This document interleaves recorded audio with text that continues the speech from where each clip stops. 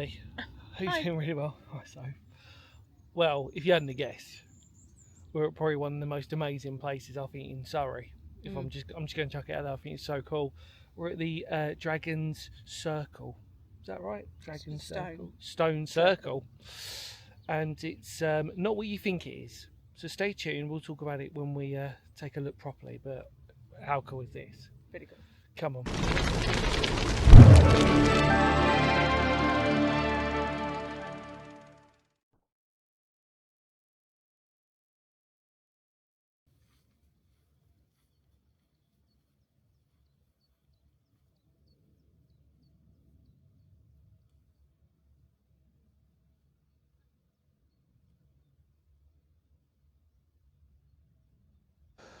Hey everybody. Well, this is really cool, isn't it? We're today at what is called the Dragonstones, which is a stone circle in Hascombe Hill, which is in the beautiful countryside of Surrey. Surrey's a beautiful part of its countryside, an area that I'm sort of semi-familiar with in terms of where we are. But it's the first time I've ever visited it. And obviously with Sophie, as you can obviously tell as well. But I just want to tell you a real interesting part of this history, because the first thing that you would surmise might be that it was actually older than it looks. Maybe something Neolithic or Bronze Age, for example. Even earlier than that, we never know. But actually, no, it's not. This is a modern, labelled as a modern stone circle, and it was actually constructed during August 98 to October 1999, and it was 18 stones, and it was created by the Modern Order of Druids. And the idea is that it's important because what they've done is they've created it so that it contours to the solar and lunar rising. So actually in this case of a stone circle, we definitely know, as with some as well, that this is purposely designed to correlate to nature and the changing of the seasons, which is just to me like right up my street. Let's just sort of say of my sort of beliefs and everything else in between that. Obviously I'm not a druid though, I want to just clarify that.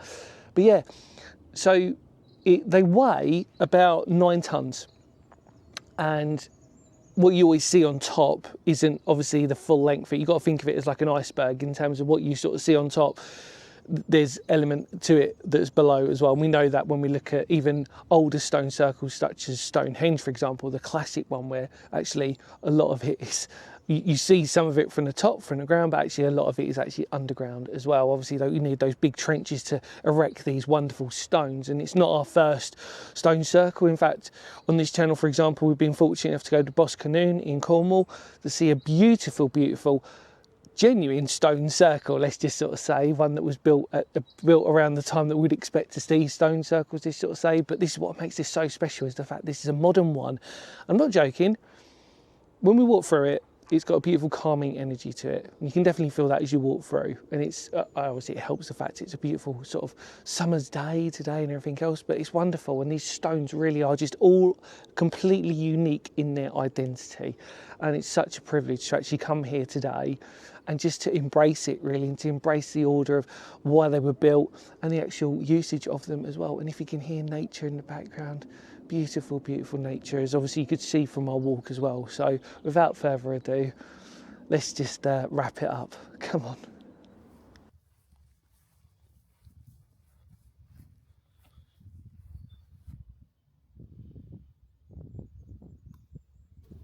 Welcome back, everybody. Hi. Thoughts and feelings, Sophie? It's please. pretty amazing, and the landscape is. It is pretty good. Yeah. I think we were speaking about saying that this might be the prettiest walk we've ever done on the channel for both of us. So just as a heads up, we parked at what is referred to as the Old Rectory car park, which I thoroughly recommend you do. It's free parking. You can also park at the White Horse pub, which is a little bit further on, but it's a little bit further away. But to be honest, it took us half an hour, if that to walk from here, and that was including us stopping and for everything, all the filming footage and stuff. It's really not that far away from where you park, and it's free. It's free. How many more times do I have to keep saying this? Also, what's also very handy is it's on Google Landmarks. If you couldn't find a stone circle, to be honest, on a map, I'd worry for you anyway. But to bonus on that, you can just type in Stone Circle, I think it's called. I don't think it's called Dragonstones. It might have changed by now, but it's called Stone Circle. Might be. But you wanted to say something. If we go... Let's get techie. Yeah, let's get a bit techie. Yeah, said how, know it's more modern than Neolithic. Because you can see the quarrying. Yeah. Probably we surmised that it's probably pneumatic boreholes, probably. Yeah, we went. I don't think it was dynamite. It's not going to be machines. No. Claws. It's just too neat. It's probably pneumatic bores. Yep. To literally shear the rock into pieces. Which is a slight shame on that. Yeah. Because it might, unless it is part of the drift thing, but I don't think it just definitely. I've not read that it is. As that weathers, that would be quite nice. Yeah, we might be really silly, and this might be something to do with like the solstice or something like that. But I don't think it is. No, that's definitely the. No, yeah, I think I've seen this before on quarrying before, where they just literally place them in like you said before, unless they've done that as a purpose thing. Boreholes even for the old days, blowing stuff up or pneumatic. But what it does is it highlights the individuality of every single stone. I know we haven't really fully walked around, but I haven't seen any. I don't think on any others. No individual markings or anything else like that, or stuff like that. So, yeah, I mean, like what Soph said, everybody. I mean, like 10 out of 10. 10 out of 10. And it's a glorious day. And it's bizarre because of, especially from my spiritual sort of like side of things, I do find there's a bit of energy here. And I think actually, interestingly enough, this is specifically designed for what it's meant to be. So you can't really argue it on any ley lines or anything. That's a very good point. I wouldn't be surprised if they did. I mean, where it is fantastic, absolutely fantastic. You know, and to live around here. I mean, we said that honestly, I would quite happily come here and visit this again. More importantly, if you can, you've got to come here. I know it's only a stone circle, for some of you, a bit boring, blah blah blah blah blah. It's the you feel like a wooden walk. Yeah, but it's the walk. Yeah. It's where it is. Yes. You know, and it's just remarkable. I mean, like considering, like for example, when we went to Boscanoon, for example, we had to park in a little crappy lay-by to walk down, and a bunch of gorse and everything else to get to it. And for this, you know, it's here. Yeah. It's free. Pretty amazing.